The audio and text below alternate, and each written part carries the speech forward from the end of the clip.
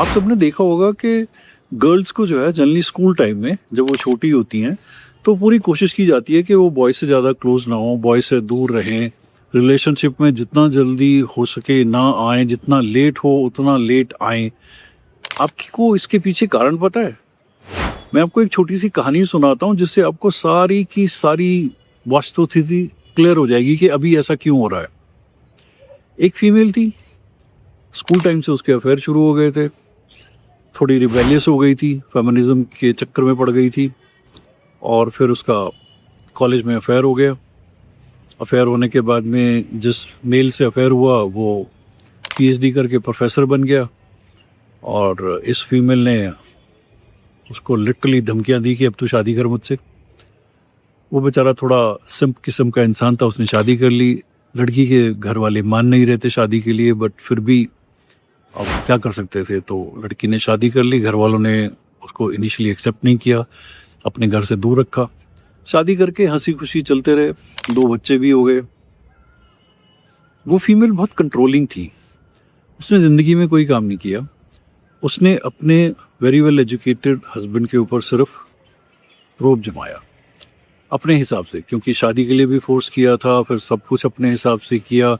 घर वाले उसको मानते नहीं थे और उस फीमेल को बहुत ऐसी फीलिंग थी कि मैं हाईली एजुकेटेड हूँ, मैं बहुत सुंदर हूँ, मैं बहुत इंटेलिजेंट हूँ, मैं इस दुनिया को जानती हूँ। ऐसे ऐसे करती रही। वो पति बेचारा दबता रहा और एक दिन इस बंदी ने उस पति को अल्टीमेटम दे दिया कि मैं तेरे साथ नहीं रह सकती।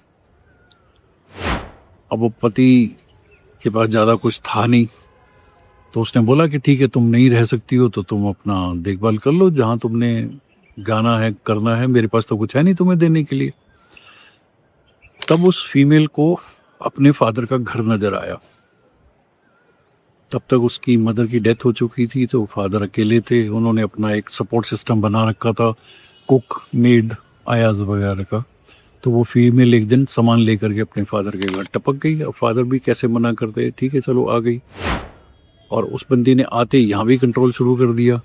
वो जो आया थी, मेड, कुक वगैरह थी, उन सबको हटा दिया और अपने हिसाब से अपने फादर का घर चलाने लग पड़ी।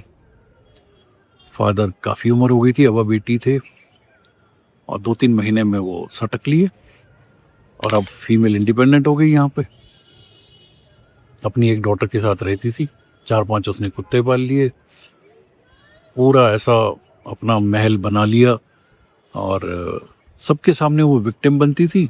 वैसे वो बहुत कंट्रोलिंग थी, पूरे मोहल्ले पे कंट्रोल करना। धीरे धीरे लोगों को उसकी रियलिटी पता लग गई कि यार ये ठीक इंसान नहीं है। तो कोई उसके घर नहीं आता था, ना कोई रिलेटिव आता था, क्योंकि हस्बैंड को वो किक मार के आई थी, पिताजी को सटका दिया था, ब्रदर को वहाँ से भगा दिया क्योंकि प्रॉपर्टी में उसको देना पड़ता 50%। तो अकेली मालकिन बन गई और उसकी सेल्फ स्टीम पर बहुत ऊपर चली गई, दबा करके नार्सिसिस्ट कैटेगरी में आ गई और उसने सबको कंट्रोल करना शुरू कर दिया। आसपास जितने भी लोग थे, इनिशियली लोग कंट्रोल हो गए, बाद में लोगों ने उसको त्यागना शुरू कर दिया। कोई उसके घर नहीं जाता था, कुछ नहीं करता था, अकेली पड़ गई वो, कुत्ते और उसकी डॉटर। और उसकी डॉटर ने भी वो सारी एक्टिविटीज़ देखी थी। अब पैसे पिताजी से बहुत ज़्यादा मिले हुए थे, माँ बेटी में लड़ाइयाँ भी दबा करके होती थी। बेटी धीरे धीरे सिजोफ्रेनिक हो गई, चिल्लाना, ये वो, हंगामा करना। जब उसने देखा था कि जैसे मेरी माँ ने ज़िंदगी चलाई है, मैं भी इसी तरीके से चलाऊंगा। अब क्या हालत है, बीमारी से ग्रसित है वो। पंडित जी का फ़ायदा उठा उठा करके वो लोगों के ऊपर जादू टोने करती है, अकेली रहती है। क्या मिला उसको? पहले वो मैरिड थी, हस्बैंड के साथ रहती थी, बहुत अच्छे तरीके से हस्बैंड अपनी नौकरी कर रहा था, घर परिवार चलाती थी, शांति से रह सकती थी, बहुत अच्छे से सब कुछ कर सकती थी। अब क्या स्टेटस है? Abundant female. डॉटर भी कहना नहीं मानती है, आसपास के लोग कोई उसकी तरफ ध्यान नहीं देते हैं, कुत्तों में बस मगन रहती है, छोड़ी हुई औरत। ये वाले तमगे मिलते हैं। कहीं भी जाती है तो लोग 10 कदम दूर हो जाते हैं। क्या ये बातें सोची थी हस्बैंड से सेपरेट होने से पहले? क्या ये बातें उसके दिमाग में आई थी? नहीं आई थी। सिर्फ एक ये था कि मुझे इससे अलग होना है, क्योंकि अब ये मेरी छतरी के नीचे आ गया, अब ये मेरे हिसाब से चलता है, तो अब मुझे कुछ इसके साथ नहीं रहना है यार, ये इंसान मुझे डिजर्व नहीं करता है। अपनी कंट्रोल करने की भावना को, इच्छा को पूरा करने के लिए उसने कितनी जिंदगियां खराब करी। अपने पति की जिंदगी खराब करी, अपने पिताजी की ज़िंदगी ख़राब करी, अपने भाई की ज़िंदगी ख़राब करी, और अब वो खुद की और डॉटर की ज़िंदगी ख़राब कर रही है, और आसपास के मोहल्लों वालों को भी लटका के रखती है। ऐसी फीमेल में साइकोलॉजिस्ट भी क्या करेगा भाई? बहुत मुश्किल है। बहुत ही दुखांत अंत होता है इस टाइप के लोगों का। मैं चाहता हूँ ये वीडियो जो फीमेल्स अनकंफर्टेबल स्थिति से गुजर रही हैं, बहुत अनकंफर्टेबल डिसीजन लेने के बारे में सोच रही हैं, वो ये देख लें एक बार। कुछ नहीं मिलने वाला। अभी हो सकता है 2-4 लोग आपकी तरफ लालियत होंगे, उनको लगता है कि यंग फीमेल है, ये है, हस्बैंड से दूर हो जाएगी। मैंने आज तक किसी भी ऐसी फीमेल को वेल सेटल होते नहीं देखा जो अपने हस्बैंड को छोड़ करके किसी और के घर चली गई है। चांस ही नहीं है। दूसरा जो इंसान होता है वो ऐसी फीमेल को एक्सेप्ट कर लेता है एज लॉन्ग एज वो यंग है, दैट्स ऑल। उसके बाद में वो नॉनसेंस नहीं लेता है भाई, बिल्कुल नहीं लेता है।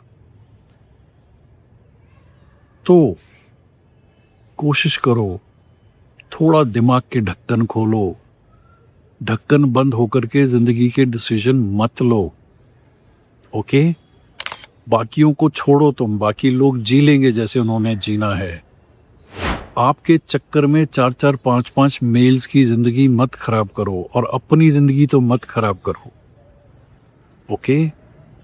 पढ़ाई लिखाई से कुछ नहीं होता है। इस टाइप की फीमेल कई बार बोलती हैं मैं हाईली एजुकेटेड हूँ, लोगों को गैस लाइटिंग करती हैं, उनको ये फीलिंग देती हैं कि you are not educated, you should not live next to me, you don't like animals, you're not a human being, you don't know what humanity is all about।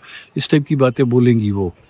कुछ नहीं मिलने वाला, ठीक है? लोग, people will just laugh at you and walk away।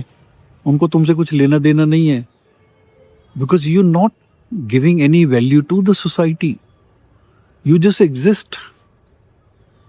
पुराने जमाने में इस टाइप की एक आधी फीमेल होती थी गांव में, कभी टाउन में एक आधी ऐसी फीमेल होती थी टेढ़ी बेढ़ी, और लोग थोड़ा कतराते थे ऐसी फीमेल के पास में जाने में।